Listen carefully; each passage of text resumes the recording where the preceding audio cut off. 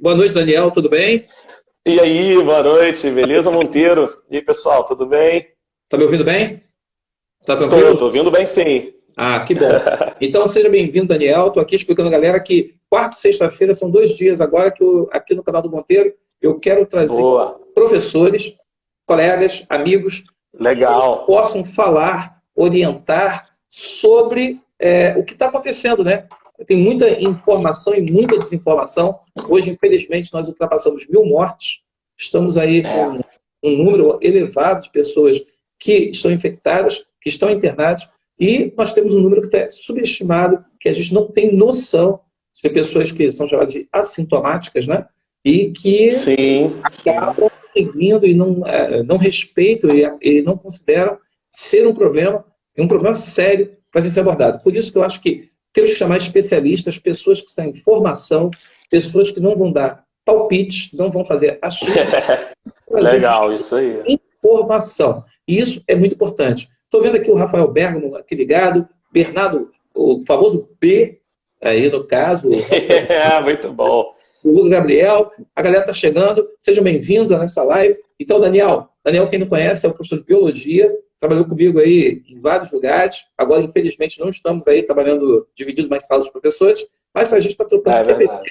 aqui, que é importante, e a amizade que fica, e como nesse momento, para poder compartilhar com a gente aí. Estou dando mais um tempinho Exatamente. mas que seja bem-vindo, Daniel, você aproveite Legal, obrigado. para informar a galera, para dar essa informação que eu acho que é fundamental. Eu acho que Sim. estou vendo muita coisa errada aí na rua, né?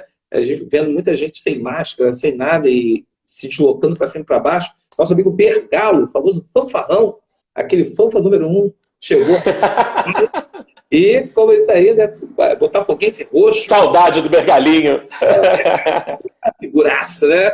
Então, Daniel, eu vou deixar contigo. Monteiro, E aí, show. deixa Show, cara. Ó, obrigado, agradecer o convite para estar aqui no seu canal. Eu curto pra caramba a sua ideia. O canal do Monteiro é muito maneiro. Desde que eu acompanhei o iniciozinho, eu lembro da gente voltando junto de carro de colégio, que a gente trabalhava junto, e a gente voltando no carro e você falando assim, vou começar aqui a fazer uns vídeos, vou fazer um canal meu. Falei, faz, Monteiro, isso aí. Aí você foi começando, e eu acho que hoje é um sucesso, acho muito legal a ideia. Admiro o teu trabalho, admiro o teu canal, admiro a pessoa que você é. E estou muito feliz pelo convite. Obrigado por estar aqui. nada. E assim também de quebra matando saudade do mundo de aluno, né? Porque nós trabalhamos juntos Sim. em vários lugares durante muito tempo, então tem muito aluno e ex-aluno nosso, né?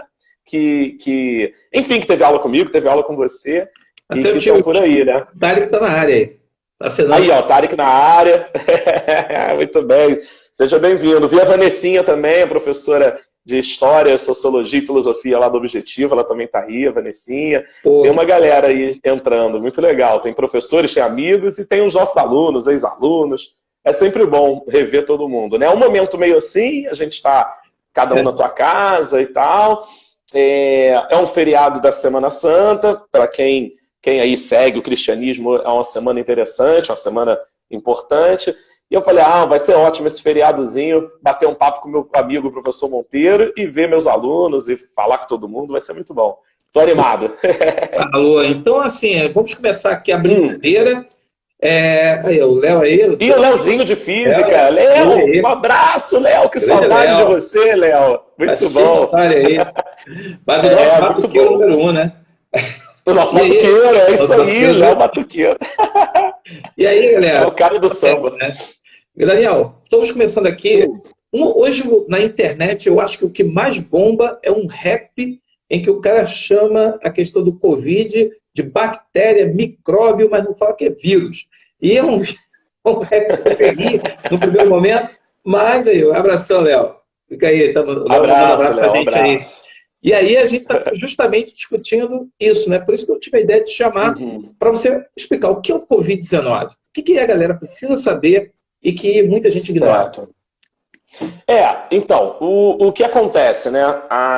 Primeiro de tudo, acho que existe, até para o mundo do vestibular, da garotada, da galera que está fazendo prova de colégio, e nós, os nossos amigos, professores também, todo mundo quer saber e entender. Existem muitos micro-organismos, né, que existem por aí, que a gente chama vulgarmente de micróbios, né? Tem um monte de micróbios, um monte de micro-organismos por aí, mas existem dois grupos de destaques, né, que são as bactérias e os vírus. São famosos porque, no caso dos vírus, são famosos por causar doenças, e no caso de bactérias você tem tanto a fama das bactérias que causam doenças, como também tem a fama das bactérias que são boas para a gente, né? Existe um monte de bactéria que vive junto com a gente, dentro do nosso corpo e até por fora, na nossa pele, que ajudam a gente. Então, existe essa relação. Já o vírus, você não tem uma certa relação de ajuda, né? É difícil você ter uma questão de prova que fale alguma relação benéfica entre os seres humanos e os vírus. Isso por quê? Porque aí vem a primeira diferença, né? Vírus, eles são parasitas intracelulares obrigatórios, né? O que isso quer dizer? O vírus, ele é um organismo que ele não tem características comuns de seres vivos. Tradicionalmente, as características dos seres vivos incluem a presença de célula, ter o metabolismo próprio, ou seja, uma capacidade de se alimentar, de se nutrir, de realizar reações químicas metabólicas, coisa que o vírus não faz. O vírus só tem uma atividade metabólica, que é a reprodução. Ele é capaz de se reproduzir. Mas ele só é capaz de se reproduzir quando ele invade uma célula hospedeira. E aí que mora todo o problema, né? Ou seja, todo vírus é um parasita intracelular obrigatório. Ou seja, todo vírus, para ter qualquer característica viva, precisa invadir uma célula hospedeira para ele poder conseguir se reproduzir. O que é diferente da bactéria. A bactéria tem célula, a bactéria tem organela, a bactéria não tem um monte de organela, né? A bactéria só tem ribossomos, mas tem estruturas celulares, né? A bactéria é formada por uma célula procariótica, mas é uma célula, né? E o vírus não. O vírus nem tem célula. O vírus é só uma proteína. O que é um vírus, assim, né? Morfologicamente falando? É uma proteína, normalmente globular, quase sempre ele é redondinho, por isso você vê os desenhos de coronavírus por aí, e até memes e tal, mas eles são sempre redondinhos, porque ele é redondinho. E aí, a maioria deles são redondos, né? Não obrigatoriamente, mas a maioria dos vírus são redondinhos, e é uma cápsula proteica redondinha com um material genético dentro. Esse material genético dentro pode ser DNA, pode ser RNA, pode ser os dois, pode ter DNA e RNA juntos, é variado, né? Sendo que, no caso do coronavírus, o que ele tem dentro dele é um segmento de RNA de fita simples, que a gente diz que é um RNA positivo. Questão clássica de prova assim, que pode aparecer, o ERJ adora esse assunto. A gente diz que o RNA é de fita positiva, porque esse RNA ele funciona como ele invade a célula, e assim que ele invade a célula, esse RNA viral começa a usar o maquinário da célula para fabricar proteínas para ele mesmo, para o próprio vírus. Então ele vai fabricar as proteínas desse capsídeo para fazer novos vírus, e é capaz também de usar essa fita de RNA para replicar, fazer mais cópias dessa fita. Então, por isso que é assim que ele se reproduz, na verdade, né? Ele invade a célula hospedeira, aí como ele é um RNA de fita positiva, ele consegue fazer leitura para formar proteínas do próprio vírus, e ele consegue se replicar, fazendo cópias, né, do RNA. E é assim que ele se reproduz dentro da célula humana, né? Enfim, acabei falando bastante, mas para dar uma geralzona de quem é o vírus, né? E no caso do coronavírus, esse é o formato dele, um vírus de RNA positivo, né? E muita gente no início começou com esse papo de que o Covid é uma influenza também. Aquela coisa que verdade. Tem informação. Eu falo que tem muita gente. Hoje eu fico vendo debate na TV, advogado com advogado falando sobre assunto de biologia. E aí eu falo assim, como é que esse cara vai dar opinião? A opinião mais sensata que eu ouvi foi: eu não posso dar opinião, ouço especialista. Vá atrás do infectologista para ouvir. Porque muita gente fala que é influenza, o H1N1 não matou tanta gente, esse daí é só mais uma. Dá para você explicar para a gente isso aí? Sim, eu até já meio que, até para poder justificar, eu sou biólogo, tenho a formação do bacharelado, né, como biólogo, a licenciatura como professor de biologia, mas também não sou médico, claro, e nem sou infectologista, não sou médico, mas o conhecimento biológico do vírus, esse eu tenho, é a minha área, né, é a minha praia. Né? E o que acontece? A gente, ao mesmo tempo, está rolando a questão da vacinação da gripe, né, aqui no Brasil. E aí, por isso, acho que isso contribuiu para trazer essa confusão. Até porque o vírus da influenza, que é o vírus da gripe, ele é um vírus que causa uma doença respiratória, assim como o coronavírus. O coronavírus também causa doença respiratória. Se alguém falar assim, mas que doença um coronavírus causa e tal, é doença respiratória. E por que isso? Porque os vírus, é uma coisa bem interessante, os vírus eles apresentam uma especificidade. Ou seja, aquele grupo de proteínas que tem no capsídeo viral, ele é específico e se encaixa de forma específica em algum tipo de célula viva. Então, por exemplo, do coronavírus e o da influenza, os dois, se encaixam com as células do trato respiratório. Então, eles se encaixam certinho com as células das fossas nasais, da nossa área orofaríngea, né, que é a parte do finalzinho ali da boca, que é o início da faringe, da nossa garganta, depois a laringe, a traqueia, brônquios, bronquíolos e os pulmões, né? Chegar nos alvéolos pulmonares e está dentro dos pulmões. Todas essas células, então, do trato respiratório, do momento do local da entrada do ar, pelo nariz até o nosso pulmão, são células que o coronavírus se encaixa perfeitamente. Eles conseguem, né? As proteínas se identificam com as células e eles se encaixam perfeitamente. Isso acontece com influenza e com coronavírus. A diferença é que o influenza ele é um vírus de RNA negativo. E aí, que isso muda, né? Lembra que eu falei que o do coronavírus é RNA positivo? Sim. O do influenza é negativo. Quando a fita é negativa, significa que ela é uma fita complementar. Ela não é uma fita que tem um conjunto de informações genômicas para produzir uma proteína. Ele não tem a informação para a produção proteica. Então, quando ele invade a célula, o influenza precisa ainda produzir uma fita positiva. Então, ele usa essa fita RNA negativa como um molde, fabrica uma positiva e essa positiva, sim, é que vai começar a trabalhar para a reprodução do vírus. E isso, por si só, isso já demanda um certo tempo. Claro que não é um tempo absurdo. Quando a gente está falando de vírus e tal, o tempo é sempre muito curtinho. Mas isso já faz uma diferença para o influenza, de repente, não conseguir se reproduzir de forma tão rápida como acontece com o coronavírus. Qual é o problema hoje que a gente está vivenciando com o coronavírus? É o fato dele conseguir invadir a célula hospedeira de forma rápida. A gente viu essa semana até a Fiocruz divulgando imagens, né, do vírus atacando a célula e tal. Ele é um vírus que se reproduz muito rápido por ter uma fita de RNA no sentido positivo. Então ele se reproduz muito facilmente, muito rapidamente, e tem causado as complicações respiratórias, que esse é o grave problema, né?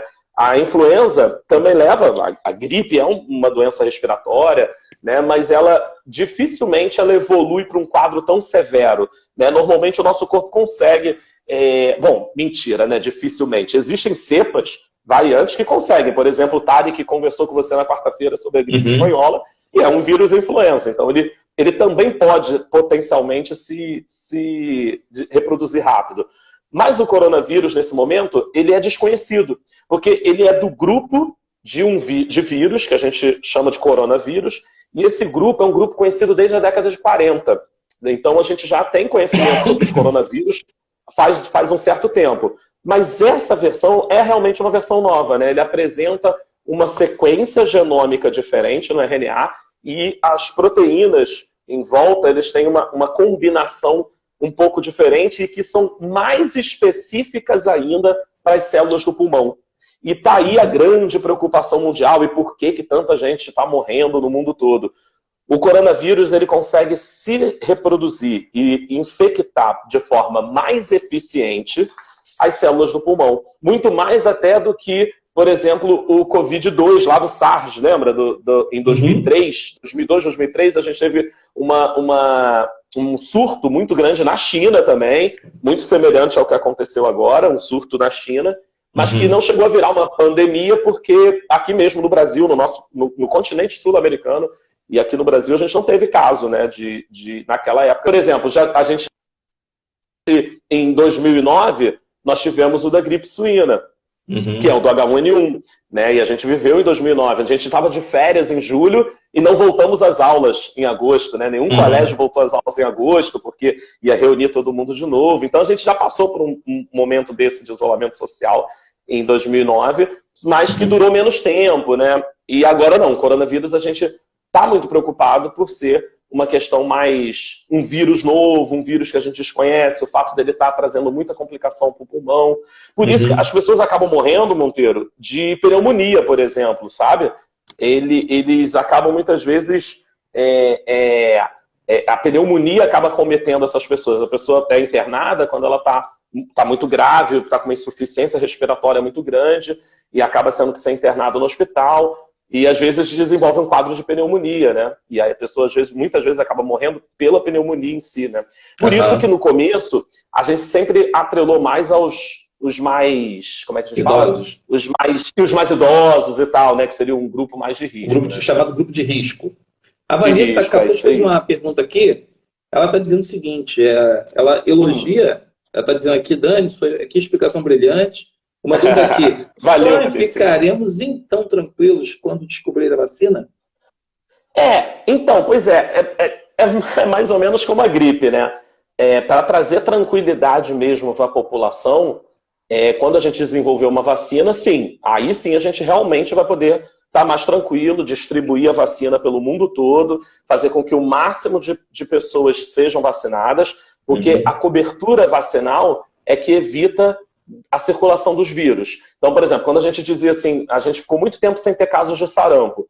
E ano passado e esse ano voltamos, né, a ter vários casos de sarampo, né? E por que isso? Mas sarampo tem vacina. Então, a gente tem vacina com sarampo, para sarampo. Não, e deu uma congelada ficou em segundo caso, né? Não, eu tô falando, ficou em segundo plano essa discussão, né? Sim, ficou até em segundo plano a questão do sarampo, que é algo perigoso, mas a gente tem vacina. Quando você passa a ter vacina, você consegue imunizar todo mundo, né? As pessoas podem ficar imunes e o vírus vai continuar circulando, não tem como tirar o vírus de circulação. Ele pode sim, até não tem como, entre aspas, ele pode ser retirado de circulação sim, só que depende dessa cobertura vacinal. Então, enquanto não tiver vacina, o vírus vai ficar por aí. Né? É claro que quando tiver um medicamento um pouco mais eficaz, não existe remédio para matar vírus, né? Nenhum remédio, até porque matar vírus é um termo meio antagônico, porque se o vírus não é exatamente um ser vivo, como é que a gente mata um organismo que não é bem um ser vivo? Não dá para matar se não é vivo, né?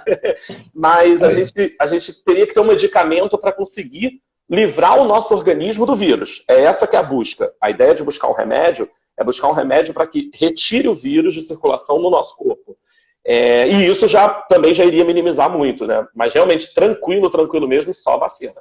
E aí que está a grande questão hoje, né? A gente fica assistindo, por exemplo, que a China, onde começou tudo, já teve uma queda, teve dias sem nenhum tipo de infecção, mas eu estava vendo uma entrevista, o cara falou que poderia haver uma segunda onda.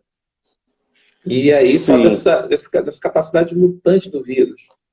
Como é que como é que funciona essa coisa da mutação do vírus? Pois isso é bem interessante, porque o que acontece? Eu não sei se você lembra, teve um momento que Lucas Trindade, saudade do Lucas, ele entrou aí.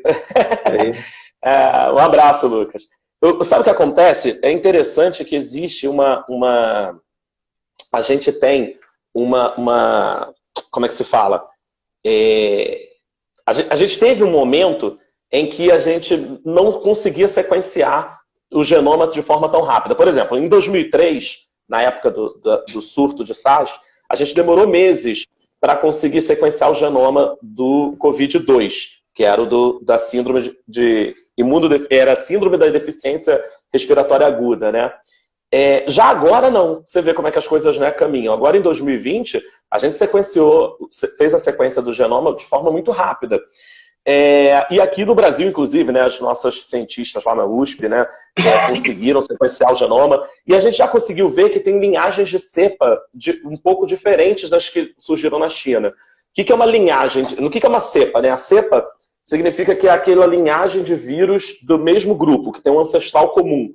Então, surgiu em Wuhan, lá na China, aí aquela é uma cepa, e aí foi encontrada a mesma cepa na Itália, na Espanha, e depois começou a encontrar cepas diferentes. Tanto é que a cepa que foi encontrada no Brasil não é a mesma que foi encontrada na China, não é a mesma original. Ou seja, ele já sofreu algumas mutações. Parece que é a mesma da Itália, né? Mas é a mesma que tem circulando na Itália, que na Itália tem 3 tipos de cepas diferentes circulando. E tem uma dessas cepas da Itália é a mesma nossa aqui do Brasil. E aí, ou seja, isso já mostra a capacidade de mutação. Por quê? Quando é que acontece a mutação? Quando o RNA invade, quando o vírus invade a célula hospedeira e coloca o RNA lá dentro, é o RNA que contém o genoma. Aí você imagina assim, Monteiro, como se fosse uma corrente que tem aqueles elos. Então o RNA é como uma corrente com vários elos. Cada elo tem um significado. Então ali, aquela sequência, a quantidade de elos e a ordem dos elos é o que faz o código genético. Isso é o código genético. Toda vez que a gente fala de código é isso. Então o que acontece? Esse código é feito pelas bases nitrogenadas que tem nesse DNA. São aquelas letrinhas, você já deve ter visto. Tem a letrinha A de adenina, T de timina, C de citosina, G de guanina. A, C, Os alunos G. adoram, né? Os alunos adoram essas letrinhas, já fazem sequências. Por exemplo, um adora. Ele chegava de acordar na aula. O Léo Condorelli. Pô, o Léo fica até agitado lá, né? Parece até o Léo se amarra. Total, né? O Thay está perguntando aqui como é que está a produção de documentos para a Covid-19. Você tem essa informação? Remédios, medicamentos para a Covid-19? Então, na verdade, o que eu andei pesquisando, até para a nossa live, aí eu pesquisei mais ainda um pouco, existem hoje cerca de 600 trabalhos em andamento e a gente já teve mais de 800 publicações nas revistas científicas no mundo todo falando sobre diferentes medicamentos. Então, de repente, virou muito em alta a hidroxicloroquina, ou só a cloroquina, né? Tem a hidroxi, tem a cloroquina. A cloroquina, tiveram outros, tem também os medicamentos que a gente usa, antirretrovirais, que a gente utiliza no mix de remédios para a pessoa soropositiva, né? O combate do HIV. Então, existem várias linhas de ação. Nós temos muitos remédios, medicamentos usados na gripe, medicamentos usados em várias outras síndromes respiratórias que estão sendo pesquisadas. Mas, no momento, nada ainda conseguiu ser muito eficiente. E qual é a dificuldade disso? É porque, na verdade, como é que funciona? Eu vou testar primeiro em laboratório. Vamos pensar um pouco em método científico. Eu faço em laboratório e faço os testes em laboratório. Aí, o que acontece?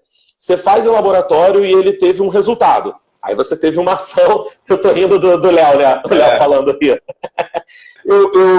Você faz faz um laboratório e no laboratório funciona de um jeito. Beleza, funcionou, teve um resultado excelente. Aí, qual é o correto? Agora eu passo para fazer com animais. Aí eu vou testar nos animais, aí vamos testar nos animais, vamos ver se continua. Nessa transição de fazer em laboratório para o animal, às vezes já tem uma mudança. Funcionou em laboratório, mas nos animais, de repente, não funciona, sabe? E aí já é um problema, que você já tem que ver o que mudou, o que tem que fazer de diferente, aí já recomeça a pesquisa. Depois que você testa nos animais e que está dando certo nos animais, aí você passa para o teste humano. Aí você faz o teste humano, precisa de uma amostra grande, né? De muitos indivíduos, para a gente poder conseguir realmente, não, funciona, tá aqui, vamos botar no mercado e tal. Isso é a metodologia científica clássica. A gente vai precisar de pelo menos uns 3 anos, quase 4 anos de pesquisa, se for seguir a metodologia clássica. O que está acontecendo? Os cientistas estão sendo incentivados a acelerar as pesquisas. E deu certo no laboratório, já vamos testar em humanos. Não testar primeiro em animais, nas cobaias do laboratório, vamos primeiro nos humanos, vamos logo testar nos humanos e tal. É perigoso, lógico, né? Porque a gente não... A sugestão de usar a África, os médicos respaldados lá na França, eles deram entrevistas falando sobre essa questão de usar como laboratório a África. Tem um filme muito legal chamado Jardineiro Fiel que fala sobre isso. Sim. Sobre a indústria farmacêutica que usa o território africano para fazer as experiências, economizar com cobaia, né? Não pagar.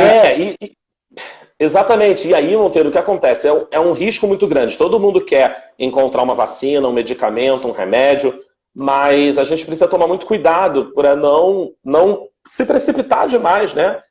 Não acelerar as coisas, precipitando as coisas e, de repente, fazendo algo que vai fazer mais mal do que efetivamente vai fazer bem à população, entendeu? Isso é um risco, né? Então, a gente precisa ir com calma, né? Então, remédios... O Tarek tinha perguntado, o remédio está nessa vibe aí. De todo mundo pesquisando, mas a gente ainda não tem, né? O Gustavo mandou uma pergunta aqui, dizendo os vírus SARS-CoV-2 tem que tipo de material genético? O SARS... ele é um coronavírus também, é do mesmo grupo do coronavírus atual, também é um RNA de fita positiva, de sentido positivo. Tá bom aí, certo. Gustavo? Isso está com a cara de pergunta de vestibular, isso. Não, sério, a UERJ gosta. A UERJ gosta. Eu acho que o cara entender esses processos, né? Entender até alguns quadros explicativos rolavam na internet falando sobre resfriado, gripe, para a pessoa diferenciar a questão da tuberculose. Porque muita gente, por exemplo, estava falando se o Covid não era um tipo de tuberculose, porque parecia que dava os mesmos problemas.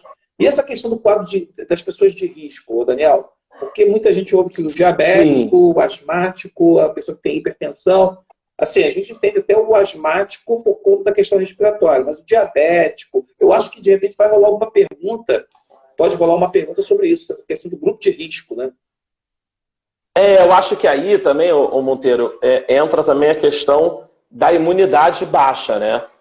O grande problema é que as pessoas, o sistema, o nosso corpo, ele tem um equilíbrio, quando ele está bem, quando ele está saudável, que a gente chama de homeostase.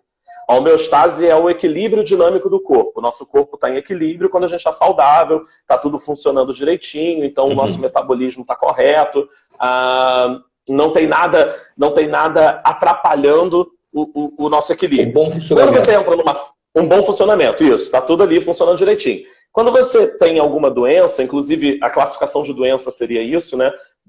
Estar doente é quando o seu organismo sai da homeostase. E aí, o que acontece? Pessoas que são hipertensas, pessoas que têm problemas cardíacos, pessoas que têm diabetes, todos esses grupos são pessoas que já apresentam um problema no equilíbrio. Ele já tem um problema na... Como é que a gente vai falar? Na homeostase, né? Ele já tem um problema na homeostase dele. Então, isso já é algo que traz um risco, porque ele precisa ter uma imunidade muito boa para conseguir se proteger de um vírus, de uma bactéria. Aí, por exemplo, quando a pessoa diz assim, que... quer ver? Vamos dizer que uma pessoa fale, mas eu sou um atleta, eu sou muito forte, eu sou muito saudável e tal, eu me alimento muito bem. Então, mas aí para isso precisa saber se o seu organismo efetivamente está em homeostase, se ele está bem equilibrado. Porque às vezes a gente é um atleta, a gente faz atividade física, mas a gente não come bem, por exemplo. Vamos dizer que a gente não tem uma alimentação saudável, uma alimentação correta, né? E aí isso pode já trazer um problema imunológico que às vezes você nem sabe, né? Então isso é um grupo de risco também. A gente precisa estar bem com a nossa imunidade. Então tem que estar com a mente sã, tem que estar com o corpo são também, mas assim, isso depende, lógico, de cada um. Então, grupo de risco é isso. A pessoa tem algum problema na homeostase, no desequilíbrio. A minha esposa, por exemplo, que tem uma doença autoimune, é um grupo de risco. Porque ela já tem uma doença autoimune, já é um negócio que mexe com a imunidade dela. Então, ela não pode dar bobeira. Por isso que aqui em casa está todo mundo trancado de quarentena, porque é perigoso, né? A gente Ontem mesmo eu tive que ir no mercado e fui usando máscara e tal, toda uma preocupação, tentando manter distância das pessoas, apesar do mercado ontem estar lotado, entendeu? Mas enfim. Hoje eu saí de manhã, eu percebi muita gente com luva, usando luva e botando máscara, algumas pessoas. Agora, o que me chamou a atenção foi muito idoso, sem máscara, sem nada, andando, circulando normalmente, e como se não houvesse problema algum. E pois é, infelizmente... Tem gente ainda meio que nessa vibe aí, achando que nada vai acontecer, ou que é algo bobo, né? Então, por exemplo, aqui em casa parece extremo, mas eu tenho uma questão do fato de ter a minha esposa, por exemplo, o que aconteceu ontem? Eu fui no mercado, e aí eu fui usando máscara e tal, eu levo um álcool gel, terminei de fazer as compras, voltei para dentro do carro, limpei as mãos, né, e tal, eu já tinha higienizado o meu volante, essas coisas assim do carro, e quando eu vou entrar em casa, tem um pano de chão na porta com água sanitária para eu já tirar o meu calçado, para tentar não trazer de lá de fora para dentro, né? E isso é bem interessante, né? Porque é verdade, né? Limpar o calçado, tirar o calçado, faz uma diferença. Você evita trazer, de repente, o vírus para dentro da sua casa. Então, existe uma preocupação. Na verdade, são preocupações de limpeza, que a gente... higiene, né? Algumas pessoas já têm, naturalmente. Tem gente, por exemplo, que não entra em casa com sapato que vem da rua. É muito comum ter pessoas que deixam o sapato lá fora, na porta, né, e tal. Não entra em casa com sapato de rua. Tem um chinelo que ele usa para ir na rua, um tênis que ele vai para a rua, mas tem um chinelo que ele só anda dentro de casa. É só a gente melhorar as nossas... A gente precisa disso, melhorar a nossa atenção com a higiene pessoal, entendeu? Isso é importante. O Gustavo está mandando uma outra pergunta aqui. Prof, muita gente fala da ação da vitamina C na imunidade. Como atua? É de forma direta ou indiretamente? A questão da vitamina na C. verdade, a vitamina C... A live está ótima. Sim, não, é assim. Na verdade, ela aumenta... Vamos lá. A vitamina C aumenta a produção de glóbulos brancos. É de forma direta. Então, vitamina C é importante. Por exemplo, a minha esposa, por ter um problema autoimune, ela toma vitamina C todo dia. Todo dia de manhã ela tem um complexo vitamínico que ela toma, e dentro desse complexo vitamínico inclui vitamina C. Quando a gente passou a entrar em quarentena, no primeiro dia, logo de cara, eu fui na farmácia, comprei vitamina C para eu tomar também, né? Porque eu, a princípio, não tenho nenhum problema imunológico, nem nada, mas a vitamina C é importante sim, ela ajuda na produção de glóbulos brancos. É uma produção direta, Gustavo. Produção direta. Então, respondido aí, Gustavo. É isso aí, a Vanessa Capucho está mandando uma outra pergunta aqui. Tem umas versões na internet sobre a origem do vírus no laboratório. Você podia explicar para a gente qual a possível origem do vírus? Aí depois ela coloca. Ah, que legal! Pois é. Fake news que são publicados. Ficou essa coisa muito maneira feito em laboratório e que isso era um pois é. Na verdade, não tem nada que comprove, pelo menos dentro de tudo que eu li, de estudos. E aí, quando eu digo assim, eu estudei, eu não fui no Google e digitei no Google. A gente vai nas revistas de medicina, nas revistas científicas, a minha esposa do lado para me ajudar no inglês, um dicionário do lado para me ajudar no inglês, porque a maioria dessas publicações são todas na língua inglesa. E aí a gente olha direto nas publicações. A gente não tem nenhuma publicação que comprove a origem em laboratório. É possível? É possível. Não é impossível que se fabrique o vírus. Mas eu acho que isso cheira muito mais a teoria conspiratória, aquela coisa toda e tal. Ou o pessoal está vendo que isso efetivamente. O pessoal tá vendo muito filme, né? E tal. Que tem lá o cara que produziu o laboratório. Exatamente. E aí só o laboratório que fez tem a vacina. Então o cara quer aquelas coisas. Né? Então, isso é possível de ser feito? Sim, a verdade é essa, é possível. Dá para um grupo de cientistas fazer um vírus fatal e tal no laboratório e já até pensar em criar um medicamento, uma cura. Isso é possível. Mas o que acontece? O que os artigos científicos estão dizendo sobre esse novo coronavírus? É muito semelhante a tudo quanto é virose que já existiu no mundo e várias outras pandemias ao longo da história. A relação dos animais com os seres humanos. O que acontece? A maioria desses vírus, eles surgem nos animais. E aí, ele passa dos animais para os seres humanos. Os vírus também podem surgir nos humanos, né? Nós também podemos formar vírus dentro das nossas mutações, das alterações que acontecem e durante essas reproduções de célula do nosso corpo, a gente também pode reproduzir um vírus. O que acontece é que esse caso do coronavírus acredita-se que tem a ver com o pangolim, lembra aquele bicho que tem lá na Ásia e tal, que falou muito dele, e morcego. Tem uma relação também com morcegos. O que acontece? Na Ásia existe um mercado muito grande, no caso da China principalmente, de alimentos exóticos, né? Das pessoas que se alimentam com comida exótica, animais exóticos. E aí, o que os artigos têm defendido é que essa cepa viral tenha vindo desses animais, ou de um morcego ou do pangolim, ainda está meio em aberto ali, não tem uma definição exata. Uhum. Até o morcego pode ter se contaminado com pangolim, e são animais que são consumidos na China, né? O morcego, a feira livre que tem em Wuhan, que foi a primeira feira livre a ser fechada, porque o que aconteceu? Porque eu acho que ninguém viu isso, né? Em dezembro, eu estava no Canadá, eu tinha ido viajar, e aí eu comecei a ver que estava o pessoal falando de uns problemas na China e tal. E o Canadá é um país que recebe muito imigrante, né? É um país que tem muita gente de fora.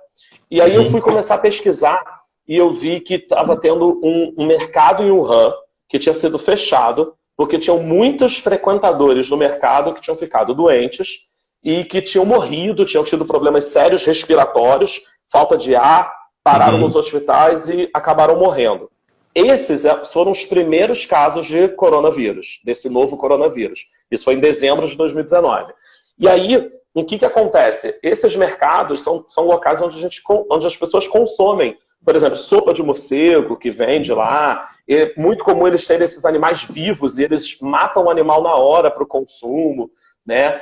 E então acredita-se que o vírus tenha vindo, na verdade, de um consumo desse, como aconteceu em 2003. Em 2003 também foi confirmado que o Covid-2, que é o do SARS, ele veio de um mercado desse também na China, dessas feiras, desses mercados com animais exóticos. Tanto é que a China proibiu, na época a China proibiu esses mercados, mas como é algo que já está dentro da cultura dos chineses, acabou que depois houve uma pressão e eles acabaram liberando de novo.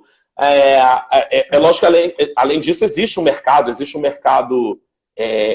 turístico, porque muitos turistas vão até esses locais para poder conhecer, ver, provar a comida. Isso, e às vezes para provar comida exótica ou só para ver, tirar foto. Por isso tão fácil de transmitir, por isso tão rápido de disseminar pelo mundo, porque é algo que as pessoas frequentavam, né? E então, na verdade, provavelmente não foi laboratório, provavelmente os cientistas colocam nos seus artigos que teve origem animal, né?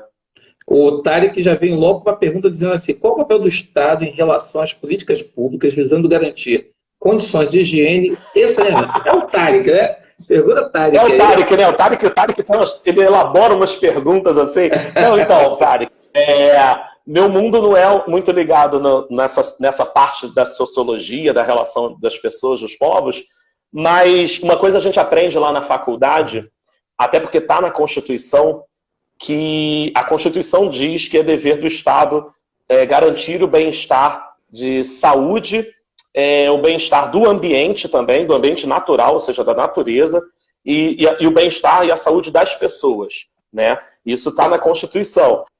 Monteiro, tá lá, tá na Constituição. Não, é uma obrigação do Estado que ele está dizendo aqui que ele nunca gostou do Batman.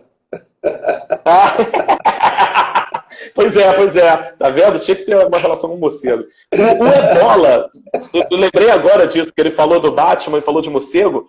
O Ebola, por exemplo, também foi assim. Foi a partir de morcego, sabia? Que a disseminação do Ebola. Mas enfim, o Ebola é outro assunto. O que acontece? O Estado, então, tem uma obrigação, sim, né? Lógico, principalmente porque a gente, na verdade, quando a gente fala, por exemplo, de SUS, que a gente fala do sistema público de saúde, é um sistema público que é pago por nós. Nós pagamos o SUS, né? Através dos nossos impostos, a gente mantém esses hospitais, a gente mantém esses servidores. Minha mãe foi professora e minha mãe foi preceptora no Hospital Pedro II, que é o hospital universitário da UERJ, e minha mãe sempre defendeu isso, de que ela estava ali recebendo um salário que vem do povo, que vem das pessoas. As pessoas bancam o salário dela. Ela sempre falou isso, né? E minha mãe hoje ela é aposentada do Estado e do município. E minha mãe foi chefe de enfermagem, né? E durante muitos anos ela é pós-graduada em saúde pública. E ela sempre defendeu isso, e eu aprendi isso dentro de casa com ela, de que o Estado tem essa obrigação de fornecer saúde básica para a população. Esse é o formato nosso, esse é o formato da nossa Constituição, é o formato que nós vivenciamos aqui na nossa República, né, no nosso formato do nosso país. E o que acontece é que também o Estado... mas como é que o Estado vai fazer isso? O Estado tem que só construir hospital e botar médico? Não, o Estado... Isso é política pública, Isso, exatamente. Precisa ter políticas públicas que possam, inclusive, trabalhar principalmente a A gente primeiro quer prevenir. Então, quando o Ministério da Saúde manda todo mundo ficar em casa, fala para a gente ter um isolamento social e evitar o contato entre as pessoas, isso é uma medida preventiva. Mas, ao mesmo tempo, o governo está fazendo o quê? Está construindo um hospital de campanha, né? Está aumentando o número de leitos, porque se não der certo a prevenção, e a gente tiver um número muito grande de pessoas contaminadas e precisando de respirador, precisando ser internada, a gente precisa ter leito para todo mundo. Isso Sim. é o que o governo tem que fazer. Por exemplo, a UFRJ convocou, no nosso caso aqui no Brasil, as nossas universidades, a maioria das universidades que tem grandes centros de pesquisas são públicas. Não que a particular não tenha, que a particular também pode ter, claro, e tem algumas particulares que têm muita pesquisa rolando. Mas, no geral, a universidade pública é onde estão os principais centros de pesquisa. A UFRJ, por exemplo, mandou um e-mail para minha esposa, convocando a minha esposa, porque ela é geneticista, né, fez o doutorado nessa área, chamando ela para trabalhar numa linha de pesquisa lá na Fiocruz. A minha esposa não foi porque ela é do grupo de risco, como eu já tinha comentado. Então ela não aceitou, falou que não tinha como ir. Mas estava lá, o Estado convocando ela, oferecendo uma bolsa financeira para ela ir lá e fazer pesquisa, desenvolver um trabalho com genética do vírus. Né? Assim como todos os profissionais de saúde foram convocados pelo seu conselho. Na semana passada, houve um bafafá, porque os fisioterapeutas, o fonoaudiólogo, biólogos, professor de educação física, os profissionais de educação física, todo o grupo da saúde foi convocado pelos seus conselhos para fazer um cadastro no Ministério da Saúde, fazer um curso de capacitação para, caso seja necessário, a gente seja convocado para ajudar. E isso faz parte do Estado também, é o Estado que está tentando intervir. É uma política que é adotada pelo Estado. O Marcelo Posanelli, o Marcelo aqui, ex-aluno meu, ele é professor de matemática agora, colega nosso, numa matéria que dizia que depois de boa parte da população for contaminada, existirá um cinturão de proteção em relação às pessoas não infectadas. Como funcionaria isso? Na verdade o que acontece é o seguinte, é porque o vírus, o nosso sistema imunológico, ele tem uma capacidade de memória. Então, por isso que assim, já deve ter ouvido falar da pessoa pegar catapora só uma vez na vida, não pegar de novo. Cachumba também pega uma vez só, não pega de novo. Na verdade, não é que não pegue de novo, é mais difícil de pegar. É mais raro uma pessoa pegar catapora, pegar uma cachumba mais de uma vez, mas pode acontecer. Por que a gente não pega? Por que é tão difícil? Porque o nosso sistema imunológico cria uma memória imunológica. E quando ele encontrar de novo com esse vírus, eu já vou ter anticorpos prontos ou eu já vou ter uma resposta muito mais rápida na produção de anticorpos contra aquele vírus. Então, eu até brinquei na minha aula, eu estava dando aula essa semana online, como todos nós estamos, e numa das minhas aulas eu brinquei com o pessoal dizendo assim, eu tô doido logo para ver se eu pego esse vírus e crio o meu sistema imunológico criar uma memória, que eu tô a fim de criar meus anticorpos contra ele. E aí, na mesma hora eu ri, falei, gente, tô brincando, pelo amor de Deus, não vou ficar doente não e tal. E o que acontece? A ideia não é essa, né? Ninguém quer ficar doente, lógico. Mas caso a gente fique doente, a gente vai criar uma memória imunológica. Então, existiu durante um tempo o pessoal defendendo até, não, a gente tem que fazer com que todo mundo fique logo doente para criar memória imunológica e tal. Mas não é tão simples assim, porque por ser um vírus totalmente novo, a gente não sabe como esse vírus vai se comportar. A gente tem a referência do que está acontecendo por aí. Né? A cada pessoa infectada, a gente precisa identificar, a gente precisa contabilizar, porque a gente tem que estudar e saber como que aquela pessoa, como o vírus se comportou naquela pessoa. Porque isso vai fazer uma diferença para as pesquisas futuras. Mas não dá para ter certeza. Então, por exemplo, tem uma amiga da minha mãe que trabalha, ainda está na ativa lá no Hospital Municipal Miguel Couto, fica ali na Gávea, aqui no Rio de Janeiro, e ela está doente. Ela tem 51 ou 52 anos e ela está doente, confirmado que é Covid-19. E ela provavelmente acabou passando para o filho, porque não sabia, né? Só quando ela ficou sabendo que ela tomou os cuidados de maior isolamento dentro de casa, porque dentro de casa a gente acaba não se isolando, né? Mas quando você tem um doente em casa, aí você tem que isolar cada pessoa. E o filho dela também tá. O filho dela tem 22 ou 23 anos. É um jovem.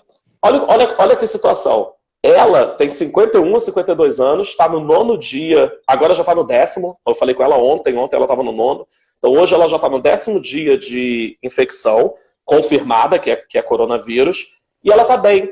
A febre mais alta que ela teve foi de 38,5, fez um 38,2, e ela está bem, né? Lógico, sente cansaço, um pouquinho de dificuldade de respirar, mas nada absurdo ao ponto de ir procurar o hospital, e está em casa tratando. O filho dela começou a apresentar os sintomas, e aí levou no hospital, fez o teste, também está com coronavírus. Só que o filho dela tem 22 anos, ou 23, é mais novo do que ela, bem mais novo, lógico, e ele está muito mal, ele está com uma febre altíssima, ele estava ontem fazendo 39,8 de febre, ou seja, quase 40 graus de febre, é uma febre exageradamente alta, né? Então ele estava se sentindo muito mal, e é a mesma cepa viral que provavelmente contaminou a mãe, né? Então provavelmente ali a mãe está com a mesma cepa que o filho também está. E a mãe que tem 52 anos, ou seja, que é a mais velha, que teoricamente estaria mais próxima do grupo de risco, do tal grupo de risco pela idade, e o filho, que é jovem, que não tem nenhuma doença cardíaca, nem diabetes, nem nada,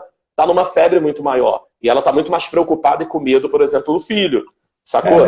Então, ou seja, a gente tem aí 2 casos de pessoas que são próximas a mim, né, são amigos da minha mãe, que vão ficar imunes, eles vão ter a imunidade deles, porque eles vão criar a memória imunológica, mas para o garoto foi um sacrifício muito maior. Está sendo, né? Porque ele está doente, ele está no 4º dia só de diagnóstico. E a gente nem sabe se pode piorar, ele está no 4º dia ainda. Então a mãe está muito preocupada. Torcer e ela não. Ela torcer para não, exatamente. Aí você imagina se a gente fosse criar um cinturão tendo que as pessoas ficarem infectadas. Né? Lógico que isso vai acontecer naturalmente, Monteiro. Provavelmente vai ter... Né, é o que está acontecendo hoje na China, quando você diz que Wuhan já foi aberta novamente e tal. Provavelmente foi aberta novamente Wuhan, porque já tem menos casos circulando entre eles, porque as pessoas agora já estão começando a ter a imunidade. Né? O que não dá, Monteiro, é pra gente assim, então, pra que a gente está fazendo isolamento? Deixa isso pra lá, vamos todo mundo ficar doente, vão morrer algumas pessoas, morrem uns, outros vão sobreviver, e quem sobreviver está imune. É seleção natural, né? Agora vamos todo mundo fazer Darwin e vamos fazer seleção natural, que morra aqueles que não criaram imunidade. Não é assim, não existe isso, né? E aí tá aí, de novo, a obrigação do Estado e uma obrigação nossa, Monteiro. A gente, enquanto sociedade, eu tenho que me preocupar com você, eu tenho que me preocupar com você, com a sua esposa, que são meus amigos, mas eu também tenho que me preocupar com, de repente, o meu vizinho aqui do prédio do lado, que eu não conheço, não sei o nome dele, mas eu tenho que me preocupar com ele também, eu tenho que me preocupar com as pessoas. E é por isso que a gente está em casa, né? Para evitar que a doença passe para muita gente, se espalhe muito rápido e as pessoas fiquem mal, né? Daniel, eu estou preocupado com o tempo aqui e tem perguntas pipocando. Não sei quando é que está marcando o seu cronômetro aí. Quando é que está marcando o seu cronômetro? O meu cronômetro está em 48 minutos. 48 minutos. Temos exatamente 11 minutos para poder encerrar aqui. Então, vou passar aqui rapidinho do Gustavo, que ele diz o seguinte, professor, as pessoas falam muito da vacina, mas soro para os casos graves não seria possível? Então, a dificuldade do soro é porque o soro já tem que ter os anticorpos. Né? Então você teria que, por exemplo, pegar pessoas que estão doentes, retirar os anticorpos dessa pessoa que está doente, fazer toda existe um processo de centrifugação e tal, onde você separa os anticorpos para preparar o soro. Isso já foi pensado, sim, já foi pensado e já está tendo umas pesquisas em torno disso. Mas também é aquela velha história. Lembra que no início eu falei do problema essa questão do método científico, ter que fazer um laboratório, testar primeiro. Então não dá para não dá para ser uma coisa direta. Vou tirar aqui os anticorpos do fulano aqui, o fulaninho está doente, tiro os anticorpos dele e passo para as outras pessoas para combater nas outras pessoas, né? Porque podem ter pequenas diferenças, podem ter diferenças na cepa, podem ter diferenças no anticorpos, então não é tão simples, mas é um caminho, tá, Gustavo? O seu pensamento está correto. É um caminho que os médicos estão pesquisando. Ainda não está pronto, mas pode ser viável. Pode ser viável a gente conseguir criar soros com anticorpos contra o coronavírus e tentar passar para essas pessoas. A Rita, desculpa aqui, é Rita, teacher, Rita. A Rita, professora de inglês lá do Objetivo. Oi, Rita! Muito bom. Dani, nossa professora de inglês lá do Objetivo. Tá lindo. Que legal. Pergunta, como é que é essa questão das pessoas assintomáticas? Isso tem a ver com o sistema imunológico delas? Então, não, mais ou menos, não necessariamente. O vírus, ele tem um comportamento muito imprevisível. E esse é um dos graves problemas. Na verdade, qualquer vírus tem um comportamento imprevisível, mas no caso desse coronavírus, por a gente não conhecer quase nada sobre ele, a gente está aprendendo e conhecendo, uma das coisas é essa imprevisibilidade. Ele pode ficar viável, a gente hoje sabe que ele fica viável de 10 a 14 dias dentro do corpo, por isso que quando a gente, né, teve aquela época que o pessoal chegava de viagem, a gente ia ficar 14 dias isolado e tal, porque ele pode estar dentro do seu corpo e não apresentar nenhum sintoma. Você não está doente e o vírus está com você. Ele está aqui no seu pulmão, na traqueia, podendo ser transmitido por saliva. E minha professora de inglês, a Boki, minha professora lá da Sérvia, ela mora lá na Sérvia, Monteiro, minha professora de inglês. Ai, Boca! Aí, o que acontece? A gente... Existe sim, Rita, uma questão que é de você... Existe uma questão mesmo de você, no seu corpo, funcionar de um jeito. Então, pode acontecer do vírus não se desenvolver rapidamente, mas, de repente, em outra pessoa próxima a você, pegar a mesma cepa viral e nele desenvolver rapidamente. Não se sabe por que o vírus fica inativo. Ele apenas fica inativo, entendeu? Mas a gente não sabe interessante, né? Porque isso varia tudo quanto é vírus, né? Varia muito. E o nosso amigo Tarek falou que queria uma parte 2 dessa live. Mas eu acho que quem não conhece o canal do Bio Gourmet, né? Bio Gourmet é o canal do Dani Vitor. Se você procurar Daniel Noleto, Noleto, Dani, você não vai achar. É Bio Gourmet. Bio Gourmet, se for para Bio Gourmet, depois eu vou deixar aqui na descrição o link dele. O Daniel tem muito conhecimento, tem muito. Isso aqui, thank you. Aí você nem se Rita. Mas, Daniel, nosso tempo aqui está começando a. Tá já 50 quase 52 já. Aí eu queria fazer essas considerações finais, que eu acho que, nesse período, eu acho que a gente tem um compromisso. Nós somos cidadãos e a nossa profissão, professor, é uma questão muito importante. Tem cantor sertanejo fazendo live para animar as pessoas. Nós, professores, temos que pegar a nossa profissão e, nesse momento, prestar um ato de cidadania que é educar. Educar as pessoas, orientar as pessoas. E o Tarek botou uma pilha aqui para você explicar porque o nome é Bio Gourmet. Ele quer que você fale aqui. O nome Bio Gourmet é por causa da biologia e o gourmet por conta da comida. Na verdade, o meu canal, ele fala de comida e eu tento falar um pouco de biologia dentro da comida, dentro dos alimentos. Então, eu ensino a fazer receitas. O Tarek está aí animado porque o Tarek, ele não cozinhava nada, não fazia comida nenhuma.